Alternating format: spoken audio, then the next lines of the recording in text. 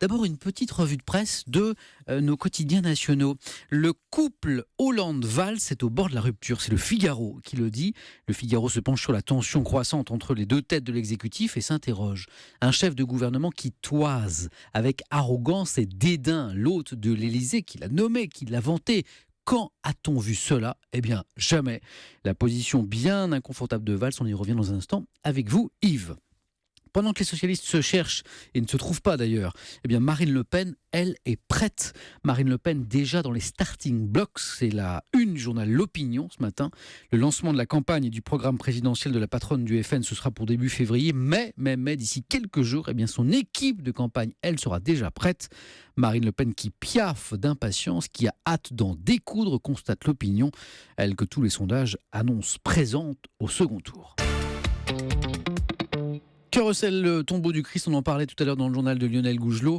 La question est en une du Parisien aujourd'hui en France. Pour la première fois depuis 2 siècles, le cœur du Saint-Sépulcre a été ouvert. Les scientifiques vont pouvoir l'examiner. Pourquoi cette ouverture de la tombe de Jésus ? Eh bien, Marie-Armelle Beaulieu de Terre Sainte Magazine nous explique. D'abord parce que la structure en marbre qui l'entoure se dégrade. Il s'agit donc de vérifier son état.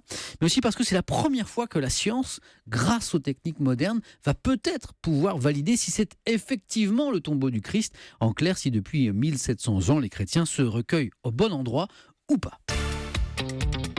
Et puis la politique mène à tout à condition d'en sortir. Le credo de Roselyne Bachelot et Jean-Louis Debré, devenus, vous le savez, tous deux animateurs, l'ancien ministre de la Santé et l'ancien président du Conseil constitutionnel, ont les honneurs ce matin du Parisien. Debré, pour présenter son émission Conseil d'indiscipline, c'est pas Conseil constitutionnel, c'est Conseil d'indiscipline, qui débute ce soir sur Paris Première.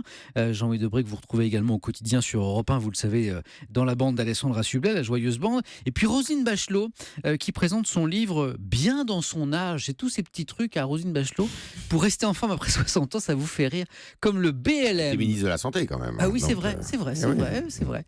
Le BLM, c'est un petit truc, vous savez, Yves. C'est le Bruno Le Maire, non ? Non. Joli. Bruno Le Maire qui est notre invité d'ailleurs ce matin. Je le savais un peu. Dès lundi, la primaire. Eh ben non, le BLM pour Roselyne Bachelot, c'est bouffe la moitié. La moitié, on divise les portions alimentaires par 2 afin de ne pas prendre du poids. L'un des conseils santé de Roselyne Bachelot.